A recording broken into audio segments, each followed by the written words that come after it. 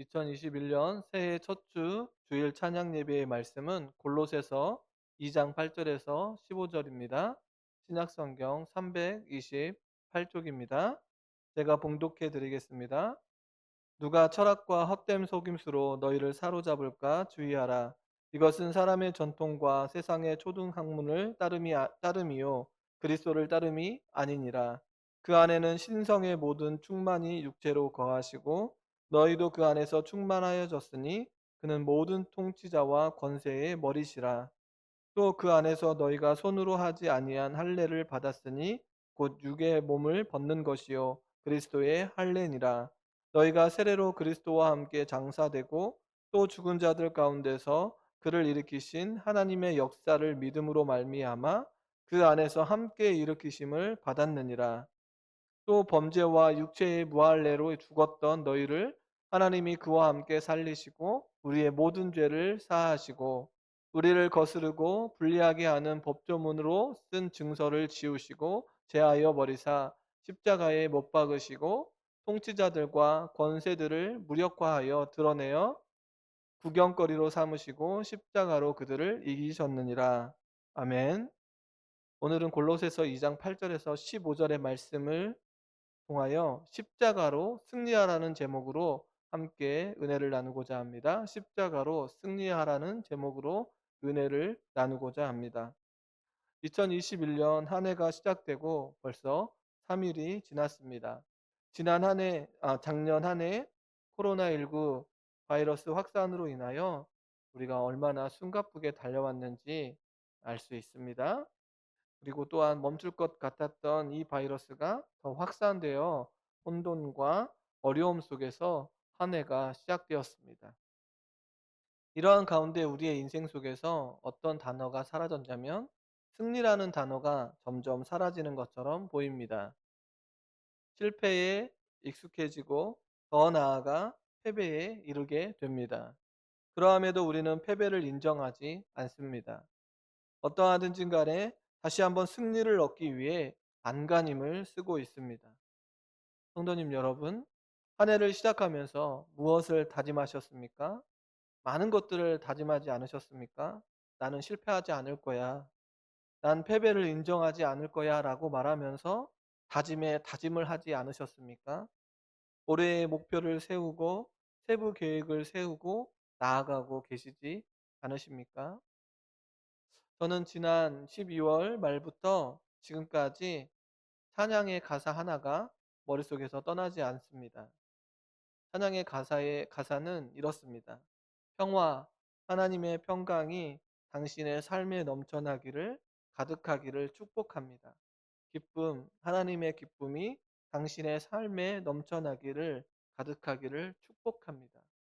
소망, 하나님의 소망이 당신의 삶에 넘쳐나기를 가득하기를 축복합니다. 아주 짧은 가사의 찬양이 반복되어지는 이 찬양의 가사가 저에게 큰 감동을 주었습니다. 평강이, 기쁨이, 소망이 찾아오는 삶은 패배의 삶은 아니겠죠? 또 실패의 삶은 아니겠죠? 우리의 삶에 평강과 기쁨과 소망이 찾아오면 그 삶은 실패하거나 패배의 삶이 아니라는 것입니다. 평강과 기쁨과 소망, 그러면 이 평강과 소망과 기쁨이 무엇 때문에 찾아오는 것인지를 알면 그 삶이 바로 승리의 삶 아니겠습니까? 승리의 삶의 주인이 이 찬양의 가사에 누구라고 고백하고 있습니까? 하나님이라고 고백하고 있습니다. 그 안에 축복이 가득하기를 소원하고 있습니다. 많은 목표, 많은 세부 계획의 문제가 아니라 승리를 주시는 주인을 모르고 사는 것이 가장 큰 문제라는 사실을 우리는 알아야 합니다. 우리의 인생 속에서 승리를 주실 수 있는 분은 바로 하나님이십니다. 하나님께서 우리에게 평강과 기쁨과 소망을 주십니다. 하나님께서 우리에게 평강과 기쁨과 소망을 주시기 위해 무엇을 허락해 주셨냐면 십자가의 사랑을 허락해 주셨습니다. 그 십자가에 피 흘리신 예수님의 사랑 때문에 우리는 승리하는 인생이 됩니다. 승리하는 인생이 되기 위해서는 그럼 어떻게 해야 합니까? 십자가를 바라봐야 합니다. 오늘 본문을 통하여 저와 여러 성도님들의 삶 가운데 다시 한번 이 십자가로 인하여 승리하는 인생들이 되시기를 주님의 이름으로 소원합니다. 바울은 그리스도 안에서 뿌리를 박으며 세움을 받아 교훈을 받은 대로 믿음에 굳게 서기를 골로새 성도들에게 권면하고 있습니다. 골로새 성도들에게 바울은 다른 누군가로부터의 구원이 주어지는 것이 아니라 그리스도로부터 주어지는 구원을 너희가 확신하지 않는가? 너희가 그리스도로 말미암아 구원을 확신하는 자들이라면 그리스도 안에 살고 또한 그 안에서 행동해야 한다고 바울은 말해주고 있습니다. 골로새서 2장 6절에서 7절의 말씀을 보면 그러므로 너희가 그리스도 예수를 주로 받았으니 그 안에서 행하되 그 안에 뿌리를 박으며 세움을 받아 교훈을 받은 대로 믿음에 굳게 서서 감사함을 넘치게 하라. 바울은 골로새 성도들에게 그리스도의 복음을 전해 들은 자들로서 복음을 떠나서는 안 된다고 말하고 있습니다. 그 이유는 그리스도 안에 모든 지혜와 지식이 들어있기 때문에 다른 것을 쫓아 나아가지 말라고 말하고 있습니다. 그리하여 그리스도 안에 머물고 그리스도 안에서 어떻게 하라고 말하고 있습니까? 그 안에서 행동하며 살라고 강력하게 권면하고 있습니다. 그러면서 오늘 읽은 본문 8절을 보니 골로새 교회 안에 철학과 속임수, 헛된 속임수로 속이는 이들이 있음을 알게 됩니다. 그러면서 바울은 이러한 철학과 헛된 속임수로 나아가는 자들을 어떠한 자라고 이야기하고 있냐면 사람의 전통과 세상의 초등학문을 따르는 자들이라고 말하고 있습니다. 바울은 철학과 헛된 속임수를 주의하라고 말합니다. 고상하고 깊이 있어 보이는 철학도 결국은 사람을 미혹하기 위해 사람이 만들어낸 헛된 속임수임을 말해주고 있습니다. 이러한 철학과 헛된 속임수는 사람의 유전을 따르는 것이며 세상의 학문을 따르는 것입니다. 그럼 사람의 유전은 무엇일까요? 하나님께서 말씀하신 계명이 아니라 인간의 가르침으로 전해 내려오는 것을 사람의 유전이라고 말하고 있습니다. 마가복음 7장 3절에 보면 바리새인들과 모든 유대인들은 장로들의 전통을 지키어 손을 잘 씻지 않고서는 음식을 먹지 아니한다라고 말하고 있습니다. 바울은 이러한 사람의 유전을 따라 나아가면 인간의 가르침으로 결국 하나님의 말씀을 듣지 않게 되고 하나님의 계명을 따르지 않는 무엇을 쫓아 나아가는 자, 사람의 계명을 쫓아 나아가는 그런 위험함을 지금 말해주고 있습니다. 분명히 바울은 다른 것을 쫓아 나아가지 말라고 그리스도 안에서 또한 그리스도 안에서 행동하라고 말하고 있는데 지금 이 사람의 유전으로 말미암아 하나님의 계명을 따르지 않는 그런 어리석은 일을 벌일 수 있다는 것입니다. 그렇다면 또한 세상의 초등학문이라는 것은 무엇인가?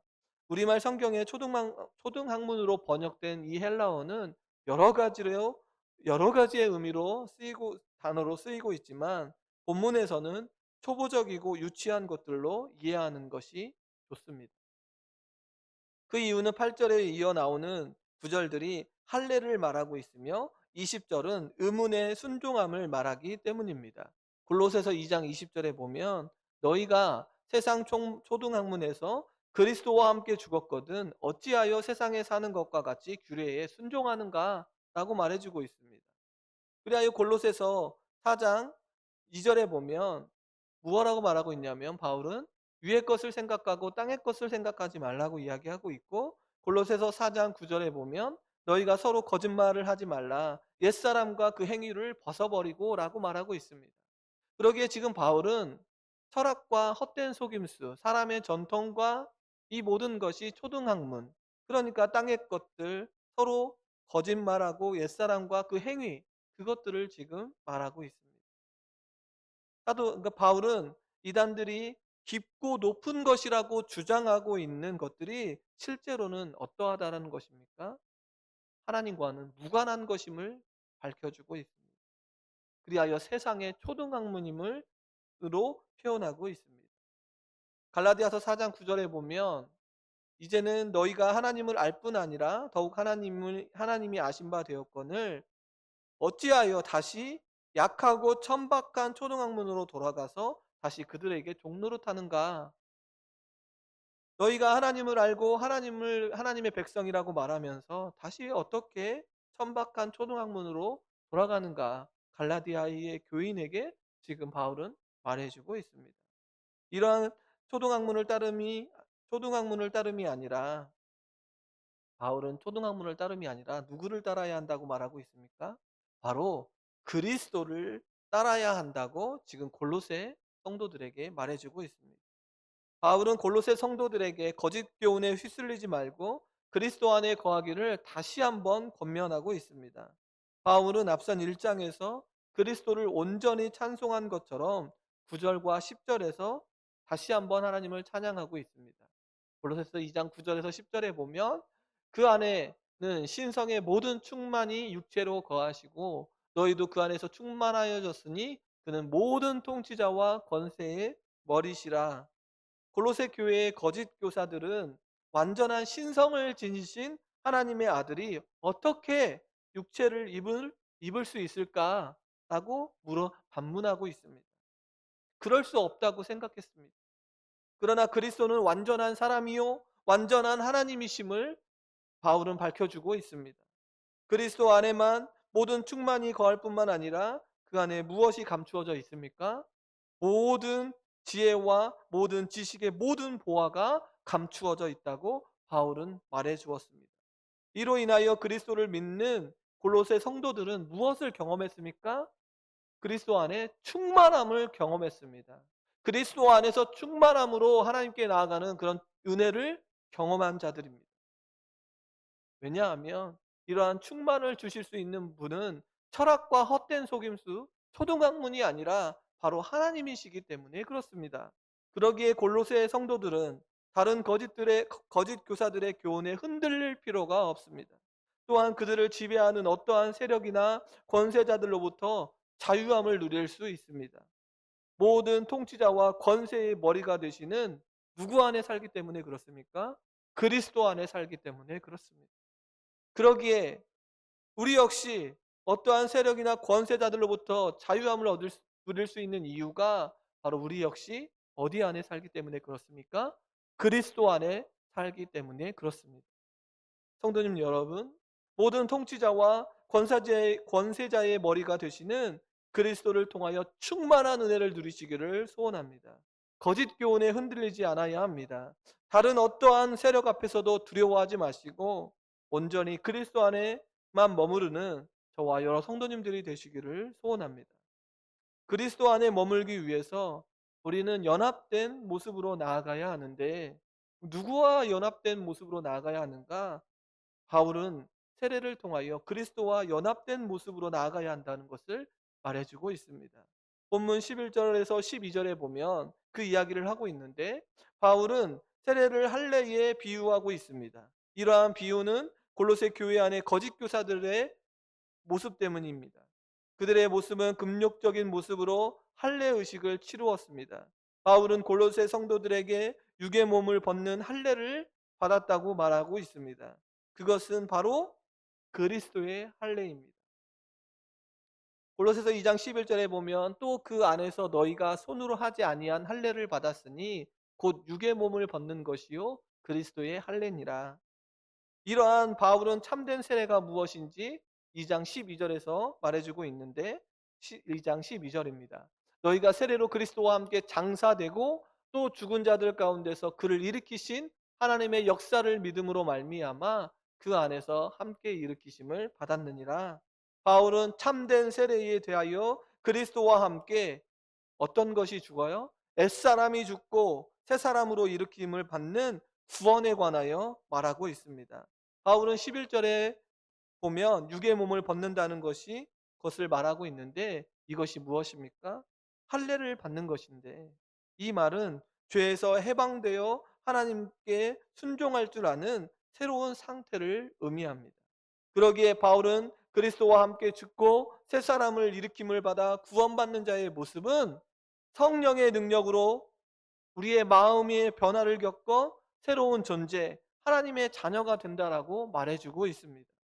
빌립보서 3장 3절에 보면 하나님의 성령으로 봉사하며 그리스도 예수로 자랑하고 육체를 신뢰하지 아니하는 우리가 곧 할례파라.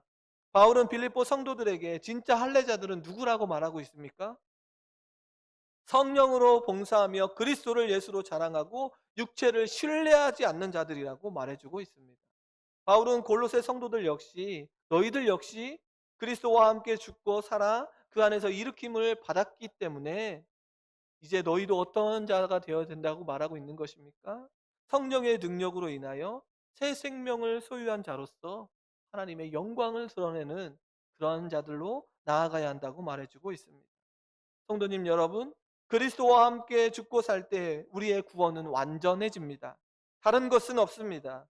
그러기에 저와 여러 성도님들의 삶 가운데 그리스도와 함께 죽고 살아나야 합니다. 그리스도 안에서 일으킴을 받은 자라면 성령의 능력으로 마음의 변화를 받아 새로운 삶으로 나아가야 한다는 사실을 깨달아야 합니다. 왜냐하면 우리의 범죄와 무할례로 죽었던 우리를 하나님께서 살려주셨기 때문입니다. 우리를 죄에서 구원하시기 위해 우리의 모든 죄를 사하시기 위해 법조문으로 쓴 증서를 지우시고 제하여 버리사 십자가에 못 박았다고 바울은 말해주고 있습니다. 이제 저와 여러 성도님들은 십자가의 사건을 살펴보고자 합니다. 여러 성도님들은 십자가를 생각하면 무엇이 떠오르십니까? 예수님을 십자가에 못 박고 비웃고 있는 수많은 무리들, 대제사장들을 포함하여 하나님 예수 그리스도를 못 박았던 그 자들의 모습, 예수님을 죽이기로 혈안이 되었던 자들의 모습이 떠오르지 않으십니까? 이 세력들은 예수님께서 죄수처럼 십자가에 죽으실 때, 예수께서 십자가에 죄수처럼 죽으실 때에 자신들이 승리한 것처럼 환호성을 질렀을 것입니다. 그런데 하지만 하나님께서는 자신의 아들이신 예수님을 십자가에 내놓으심을 통하여 그 환호성을 질렀던 자들의 그 운명을 뒤바꾸어 놓으셨습니다. 하나님께서는 예수님을 통하여 세상의 모든 죄와 사탄의 세력까지 십자가로 끌고 가 거기에 어떻게 하셨습니까? 못 박아 버렸습니다. 골로새서 2장 14절에 보면 우리를 거스리고 불리하게 하는 법조문으로 쓴 증서를 지우시고 제하여 버리사 십자가에 못 박으시고라고 말하고 있습니다. 바울은 골로새 성도들의 삶 가운데 죄의 문제에 관하여 이야기를 하고 있습니다. 고대에는 자신이 빌린 돈의 액수와 그것을 갚을 의무가 있다는 사실을 인정하는 증서를 써주었습니다. 바울은 이것을 예로 들어 죄 때문에 우리가 지고 있는 법조문으로 쓴 증서, 이것이 정확히 무엇을 말하고 있는지는 모르지만 알 수 없지만 율법을 어길 때 죄의 내용과 그 죄의 책임에 관한 내용을 기록한 판결 문서라고 보여집니다. 유대인들은 하나님과 언약 관계에서 율법을 순종할 것을 계약했고 그 율법을 순종하지 않을 때 벌을 받기로 맹세했습니다. 바울은 이러한 유대인들의 언약 관계를 누구에게도 적용하고 있습니까? 이방인들 역시 하나님과 그 율법 아래에 있다고 말해주고 있는 것입니다.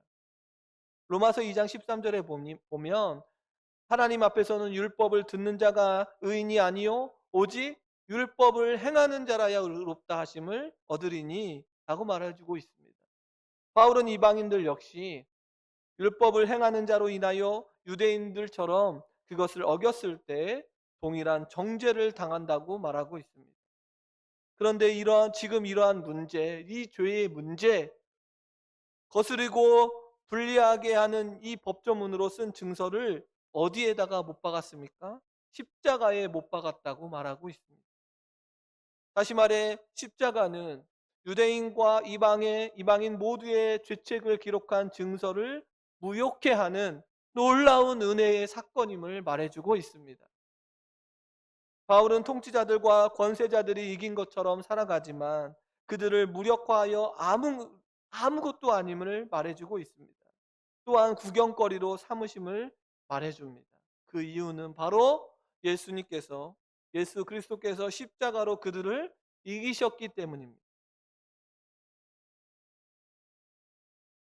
바울은 골로새 성도들에게 평강과 기쁨과 소망을 이야기하고 있습니다. 철학과 헛된 속임수 그리고 할례로는 평강과 기쁨과 소망이 주어지지 않습니다. 철학과 헛된 속임수는 죄의 문제를 해결해 줄 수 없기 때문에 그렇습니다. 참된 평강과 기쁨과 소망은 죄로 죽을 수밖에 없는 우리의 인생이 죄가 해결되어지고 하나님의 나라에 들어가는 것으로 주어지는 것 아닙니까? 그런데 철학과 속임수는 헛된 속임수는 죄의 문제를 단 1%도 해결할 수가 없습니다. 이러한 모든 것들은 초등학문을 따르는 일이라고 단호하게 바울은 말해주고 있습니다. 그리하여 골로새 성도들에게 그리스도를 쫓아 나아가기를 권면합니다. 그리스도 안에 죽고 다시 살아나 일으킴을 받은 자의 삶으로 나아가야 한다고 말해주고 있습니다. 그리스도 안에서 벗어나면 안 된다는 것을 강조하고 있습니다. 왜냐하면 예수님께서 십자가에 죽고 살아나셔서 모든 죄와 허물을 십자가에 못 박으셨기 때문입니다. 통치자들과 권세자들을 무력화시키셨습니다. 예수님께서 십자가로 그들을 이기셨고 끝내 승리하셨습니다. 성도님 여러분, 우리의 인생 가운데 헛되고 허망한 것에 마음을 빼앗기지 않기를 소원합니다. 올 한해 많은 계획과 수많은 생각을 세우는 이 첫걸음에 우리는 무엇을 바라봐야 합니까? 십자가를 바라봐야 합니다. 십자가로 세상을 승리할 수 있습니다. 십자가만이 우리의 삶 가운데 평강과 기쁨과 소망을 가져다 주기 때문에 그렇습니다. 십자가로 이기시고 승리하시는 예수님만 바라보시며 올 한해 그리스도 안에서 승리를 외치며 나아가기를 소원합니다. 철학과 속임수, 기타에 가지고 있는 모든 것은 우리의 인생 속에서 참된 평강과 기쁨과 소망을 가져다 주지 않습니다. 단 1%도 죄의 문제를 해결해 주지 않습니다. 성도님 가정들 속에 직장 가운데 자녀들 가운데 그리스도 안에서 승리를 외치며 선포하며 나아가 찬양의 가사처럼 하나님의 축복이 당신의 삶에 가득 넘치기를, 당신의 자녀들 속에 넘쳐나기를 축복하는 그런 일들이 저와 여러 성도님들과 또한 우리 동북교회 안에 각 가정들만에 일어나기를 주님의 이름으로 소원합니다. 그러기 위해서 우리는 무엇을 바라봅니까? 십자가를 바라보며 십자가로 승리하는 삶을 살아야 합니다. 십자가로 승리하신 예수님만을 바라보며 올 한해 정말로 승리가 점점 사라지는 이 시대 속에 승리를 외치며 담대하게 세상 가운데 하나님의 영광을 드러내는 저와 여러 성도님들이 다 되시기를 주님의 이름으로 축원합니다.